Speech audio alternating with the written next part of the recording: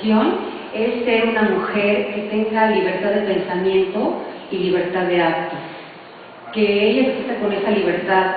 Desafortunadamente, como hace algún rato comentamos con la licenciada Verónica, aquí presente, que las mujeres a veces no se nos da esa oportunidad de poder ser emprendedoras.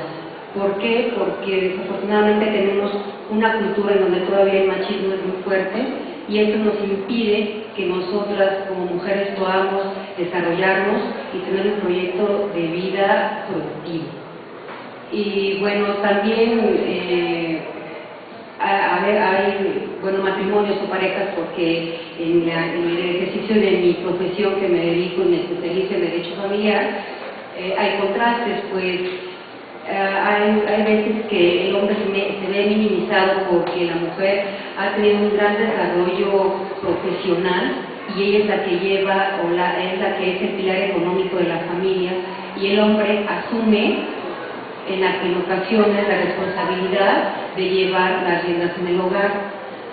Como volvemos a lo mismo, por estas situaciones a veces da la ruptura entre la pareja, y porque pues el hombre no puede soportar eso, porque se ve minimizado por esta situación en la cual la mujer pues económicamente es superior a él, ¿no? Correcto. Carmen, aquí la cuestión psicológica es muy importante, y retomando más lo que comentaba la licenciada Marisela en un principio, el manipuleo con los hijos. Ahora, yo te preguntaría, Carmen, aquí, esto puede llevar a un conflicto cultural, ¿verdad? Dado que muchos hombres no se sienten estables frente a la mujer sometida. Es decir, si yo sé que mi mujer la tengo sometida, pues no tengo ningún problema. Pero yo sé que si mi mujer se sale de mi control, ahí ya tengo un problema, ¿verdad? Porque ¿dónde estás? ¿Qué estás haciendo? Y yo porque se aporto y tú no aportas, etc. En tu opinión, ¿tú qué opinas al respecto de esto, de la dimensión familiar? Bueno, mira, hay que distinguir muy claro, como decía la licenciada Marisela, lo que es alienación parental, que tiene que ver mucho con la cuestión psicológica y el abuso emocional de los niños, ¿sí? Partiendo de esta parte donde el progenitor, ya sea papá o mamá, que se queda en la custodia de los niños, desvirtúa la imagen del papá o de la mamá que se va, o del progenitor que se va. Es decir, si los hijos en un divorcio o en una separación quedan a cargo de la madre se ocupa de estar hablando mal del papá, desvalorizando al papá, ridiculizando los sentimientos del niño acerca de lo que siente por ese papá que se fue, o incluso sucede muchas veces, aunque no lo creamos, en donde el papá se queda con los hijos y desvirtúa la imagen materna de los niños. Este daño va directo a la autoestima de una criatura, de un menor de edad. ¿Por qué se da? Porque el niño está vulnerable e indefenso ante un adulto. Esto es, normalmente los papás hacen esto por venganza o por despecho al tronar esa relación, por venganza o por despecho, empiezan a envenenar literalmente el alma de la criatura en contra de ese papá que se fue, ¿sí? Entonces, esto va causando una serie de distorsiones cognitivas que van deteriorando los vínculos familiares, los vínculos sociales del niño con el mundo, del niño con la familia. Y esto tiene que ver, no solo es directamente con el papá y la mamá, tenemos que incluir también a los abuelos, a los tíos. Normalmente, cuando los papás trabajan, en México se estila mucho, desde el aspecto cultural, se estila mucho que cuando los papás trabajan, y más ahora que los niños no alcanzan tanto, los niños se quedan encargados con el tío, con el abuelo, con la abuelita, con la hermana, con quien sea. Y estos adultos, si no tienen conciencia de lo que están haciendo, o por igual por despecho, o por frustración, o por viejos resentimientos, envenenan el alma del niño, diciéndole: tu papá es un desobligado, tu papá es un tal por cual, tu mamá es una que no te quiere y anda nomás en la calle y no se ocupa de ti. Entonces, aquí el problema y el peligro es que esto va de generación en generación. Vamos lastimando y destruyendo la autoestima de nuestros niños, desvirtuando y destruyendo la imagen materna o paterna de esa criatura. No estamos, me gustaría como recalcar mucho esto a tu auditorio, no vengándonos del otro adulto. Claro.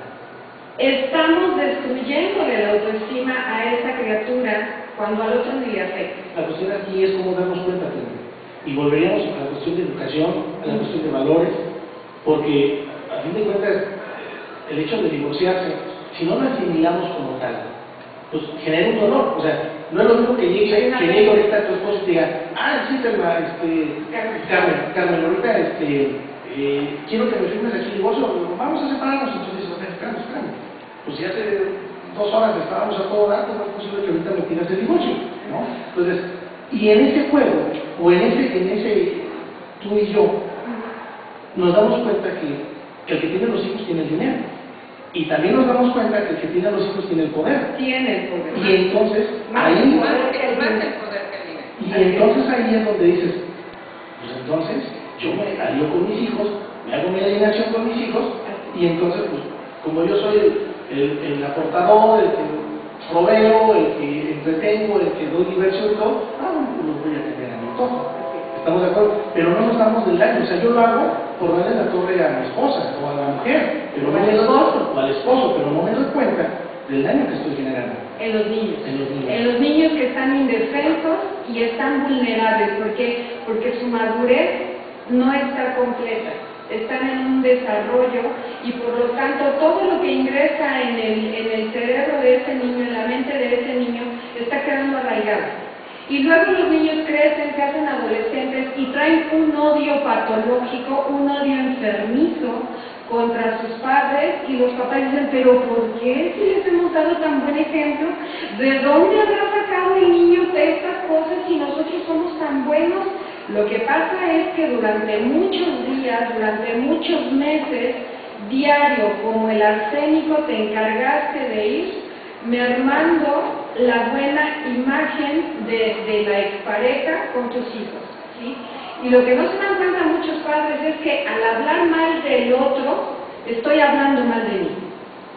Al destruir la imagen del otro, estoy destruyendo mi propia imagen ante mi hijo.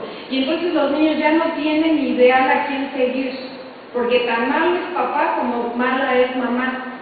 Entonces, si ellos son malos, entonces ¿yo qué soy? Yo soy un ser malo, y entonces empiezan las adicciones, empiezan la delincuencia y empiezan una serie de factores que ya conocemos que se desencadenan de esta alienación parental. Sí, aquí yo quisiera hacer una acotación que yo creo que la licenciada, que nos hace grandísimo honor de estar de la psicóloga ya que está con nosotros de Canadá, yo creo que estarán conmigo de acuerdo.